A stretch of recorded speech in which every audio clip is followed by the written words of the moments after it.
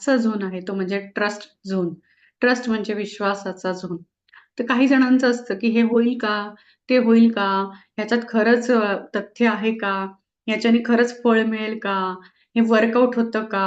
मग हे किती दिवस करावं लागेल वगैरे हे जे काही प्रश्न ज्या लोकांना येतात ना, त्यांच्यासाठी आजचा व्हिडिओ आहे आणि तुम्ही तो झोन तयार करू शकता.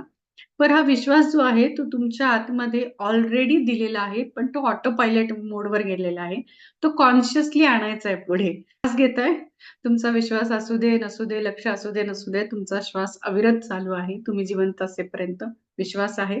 कुठेही असं वाटत नाहीये माझा श्वास थांबला तर.